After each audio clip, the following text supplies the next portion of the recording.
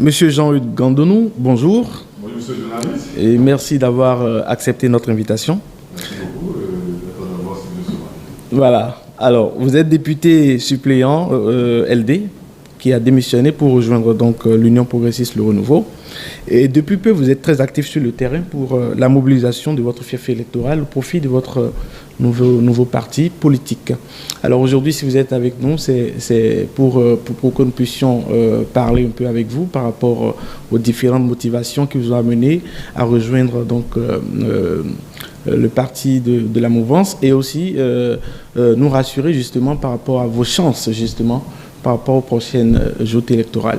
Alors, parlez-nous déjà un peu de vous et de votre parcours. Alors, merci, monsieur le journaliste. Comme je voulais le dire, je pense que votre question a déjà les réponses. Je suis homme politique, je suis un leader politique dans la 15e circonscription électorale, plus précisément dans le 6e arrondissement de la ville de Cotonou. J'ai fait mon parcours politique dans des grandes formations politiques comme le PRD, la Renaissance du Bénin, où j'ai fait tout mon parcours depuis près de 25 ans.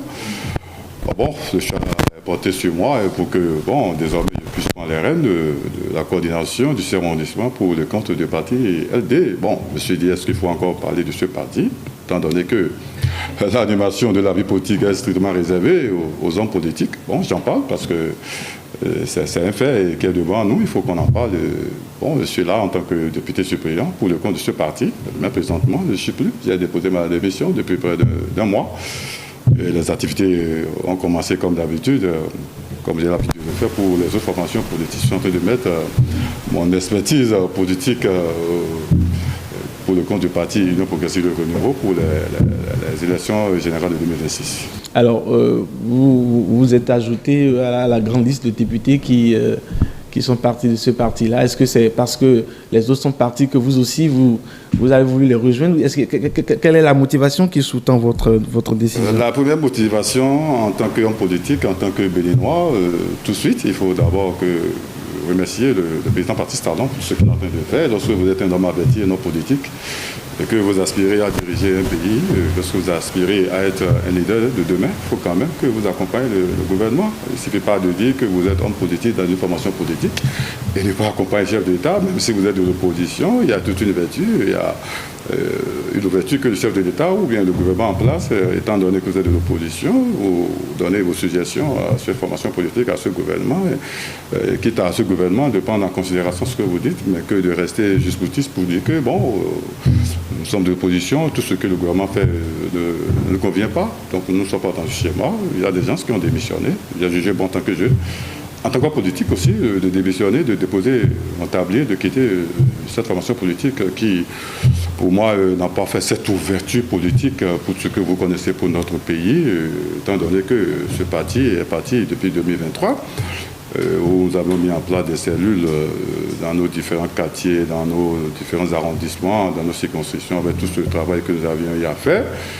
Pour aller aux élections 2023, vous avez vu le score dans la 15e avec 3 députés, en sortie 3 députés sur 4, c'est pas quand même donné à tout le monde. Donc, il y a des partis qui sont allés, n'ont pas pu décrocher un seul député dans leur circonscription.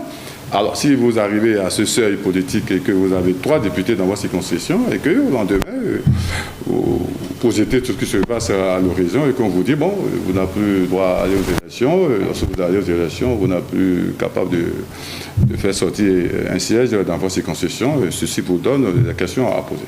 Ces questions posées, c'est de démissionner, de drainer tout ce monde qui est derrière vous pour que ce dernier ne puisse pas perdre leur boussole. En tant que leader, j'ai un devoir dans ma communauté, cette communauté qui me donne tout depuis près de 25 ans. Il faut quand même que je puisse assurer leur avenir. Je l'ai dit aujourd'hui et maintenant, tout de suite, c'est le développement qui nous concerne. Et ce développement, c'est le Bénin, ça y est, de Bénin, je suis un Béninois. Ce n'est pas un Burkinabé, ce n'est pas un Nigérian, ce n'est pas un Ivoirien qui viendra développer ce pays. C'est les fils et filles de ce pays. Parce que si nous sommes béninois et que chacun de nous ne puisse pas aller boucher de son petit doigt le tour de la jarre, c'est ce que vous êtes en train de dire. Alors, c'est les mêmes motivations qui motivent. Lorsque vous parlez de motivation, la première motivation, c'est d'abord le développement. Alors, si vous êtes un Béninois, que vous voyez tout ce qui se passe dans votre pays. Je prends l'exemple parce que souvent, nous jeunes, nous n'avions pas fait cette comparaison. Le Bénin, la Côte d'Ivoire, le Niger, puisque nous sommes dans l'Afrique de l'Ouest, Aujourd'hui, est-ce que le Bénin bouge ou ne bouge pas? Le Bénin bouge, parce que le Bénin bouge, parce que sur l'opposition, il ne veut pas accompagner le gouvernement, le parti Talon, parce que je suis opposant, parce que je ne veux pas le faire, parce que je suis opposant, et bon, d'accord, tout ce que le président est en train de faire avec son gouvernement, bon, je ne suis pas dedans, je ne suis pas prenable, non, je suis content parce que je suis homme politique, je suis content parce que j'ai été député suppléant pour le compte de ces élections que le gouvernement a organisées dans mon pays, le Bénin. Alors, c'est à mon devoir aussi de soutenir.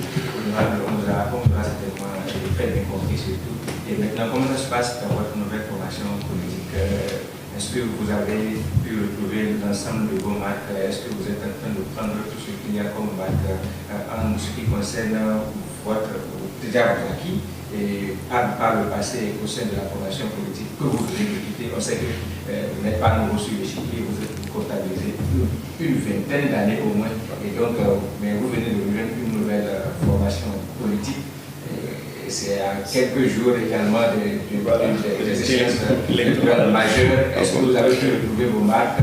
Comment est-ce que vous vous sentez dans vous trouvez ça un risque ou une malheureusement, vous n'êtes pas avec nous, vous n'êtes pas avec moi pour nos sorties. C'est toute une joie au sein de cette formation politique. Vous savez, l'Union progressiste, c'est un grand parti politique dans notre pays, avec toutes les sorties, avec toutes sortes de formations qui entreprennent au niveau des autres formations politiques, que ce soit le Japon, la Chine, les autres pays de l'Asie et autres. Lorsque j'ai fait mon entrée dans ce cercle politique, je pense que c'est toute une joie. J'ai retrouvé les anciens amis, j'ai retrouvé les anciens politiques.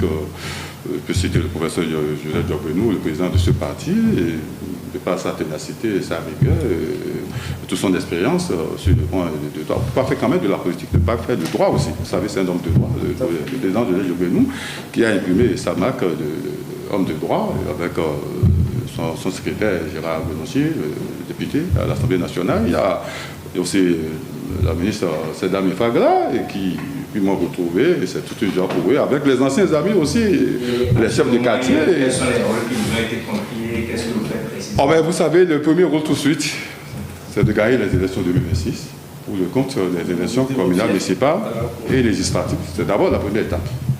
La seconde étape, on en parlera après, parce que nous allons terminer les élections municipales et législatives. Et comment est-ce que vous évaluez vos chances? Vous savez, la chance est déjà là, monsieur le journaliste, la chance est là. Vous allez dans la circonscription aujourd'hui, avec les 6 arrondissements, je pense qu'on fera un plein, un cap. Je voulais dire à mes amis d'en face, puisqu'ils me connaissent déjà, ils savent de quoi Jean-Luc Gando est capable sur le plan politique. La mobilisation, le contact avec les électeurs, la réunion, les sorties avec les CC, les chefs cellules de quartier. Donc, tout ceci est mis en œuvre pour que, au soir du 11 janvier 2026, l'élection municipale législative, en tout cas dans ma circonscription électorale, dans laquelle je fais toutes mes activités politiques, permettez que je puisse dire qu'on aura les 4 députés sur les 4. Ça, il n'y a rien à faire.